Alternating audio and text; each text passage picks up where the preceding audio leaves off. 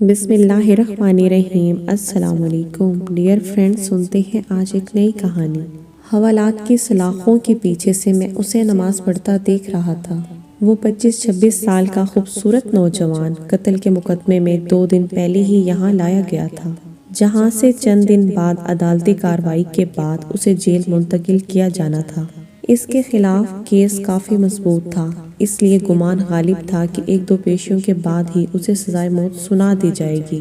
میں ایک پولیس والا ہوں اور پہلے ہی دن سے میرا رویہ اور لہجہ اس کے ساتھ کافی سخت رہا تھا، لیکن اس کے لبوں پر ہمیشہ ایک دل موہ لینے والی مسکراہٹ ہوتی تھی، اور ہمیشہ وہ مجھے بڑا سمجھتے ہوئے ادب اور نرم لہجے میں بات کرتا تھا، اور مجھ جیسا سخت انسان بھی 2 ہی دن میں اس کے اچھے اخلاق کے سامنے ہار گیا۔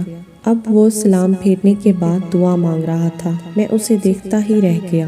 وہ اس طرح خشوع خضوع سے دعا مانگ رہا تھا کہ یوں لگتا تھا کہ جیسے وہ جس سے دعا مانگ رہا ہے وہ اس کے سامنے بیٹھا ہو۔ دعا مانگنے کے بعد اس کی نظر مجھ پر پڑی تو اس کے لبوں پر پھر وہی مسکراہٹ نمودار ہوئی۔ وہ اٹھ کر میرے پاس آیا اور ہمیشہ کی طرح میرا حال احوال پوچھا۔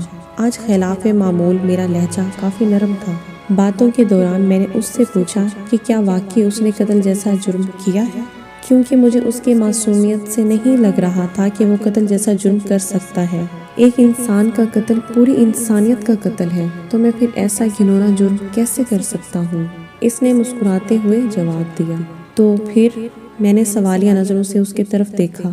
جب اللہ اس دنیا میں کسی کو اختیارات دیتا ہے نا، تو اکثر لوگ بھول جاتے ہیں کہ یہ اختیارات اللہ کی طرف سے امانت ہیں۔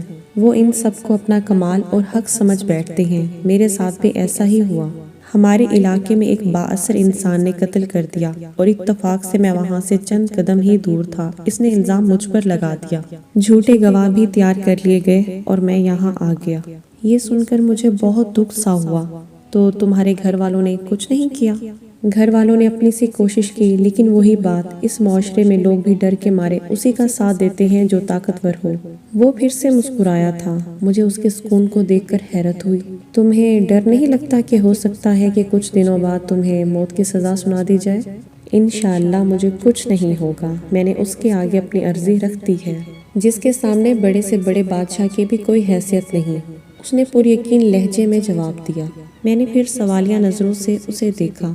میں اپنے اللہ کی بات کر رہا ہوں، اسے میری بے گناہی کا علم ہے، وہ مجھے کچھ نہیں ہونے دے گا۔ اس کے ہر لفظ سے محبت ٹپک رہی تھی۔ تمہیں یقین ہے کہ دعا سے کام ہو جائے گا؟ اگر نہ ہوا تو؟ وہ کہنے لگا، جب اس سے مانگا جاتا ہے نا، پھر شک میں نہیں پڑتے کہ وہ قبول نہیں کرے گا، بس سب کچھ اس پر چھوڑ کر انتظار کرتے ہیں۔ اس کے لہجے میں یقین ہی یقین تھا۔ میں اس کے چہرے کو تکتا ہی رہ گیا کہ اس سے پہلے اللہ پر اتنا یقین شاید ہی کسی میں دیکھا ہو۔ 3 دن گزر گئے۔ اس دوران اس کے گھر والے بھی اسے ملنے آئے تھے۔ وہ اپنے والدین کا اکلوتا بیٹا تھا۔ ماں کا رو رو کر برا حال تھا، لیکن اس کے سکون میں کوئی کمی نہیں آئی تھی۔ وہ مسلسل سمجھاتا رہا کہ میں نے اللہ پاک کے سامنے عرضی رکھ دی ہے، اسے پتا ہے میں بے گناہ ہوں، دیکھ لیجئے گا وہ مجھے کچھ نہیں ہونے دے گا۔ میں نے اللہ پر اتنا یقین اس سے پہلے صرف پڑھا ہی تھا، لیکن کبھی نہیں دیکھا تھا۔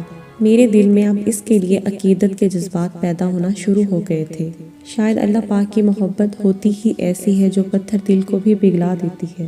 اور پھر جب اسے عدالت میں پیش کیا جانا تھا، اس سے 1 دن پہلے ہی عجیب واقعہ ہوا۔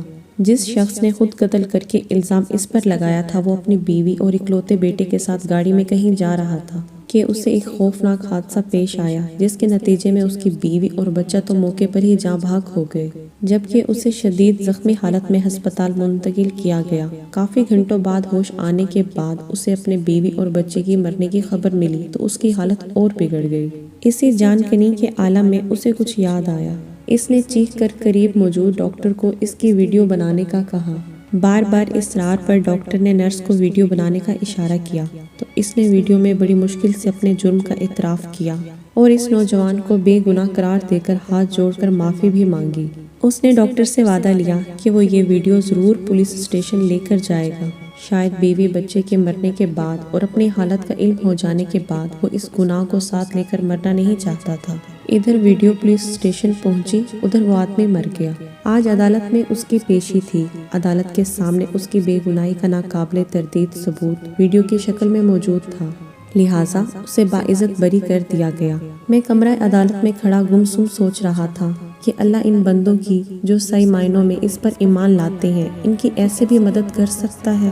اس کی ہتھکڑیاں کھول دی گئی تھیں، ماں روتے ہوئے اس سے لپٹ گئی تھی، باپ کی بھی آنکھوں میں آنسو تھے، آج اس کی بھی آنکھوں میں آنسو تھے، شاید اس وجہ سے کہ اللہ نے اسے ان حالات میں بھی تنہا نہیں چھوڑا تھا اور اس طرح اس کی مدد کی تھی کہ جس کا کسی کو وہم و گمان نہ تھا۔ آج کی کہانی پسند آئی ہو تو لائک، سبسکرائب اینڈ شیئر کرنا مت بھولیے۔ ملتے ہیں نیکسٹ ویڈیو میں، تب تک کے لیے اللہ حافظ۔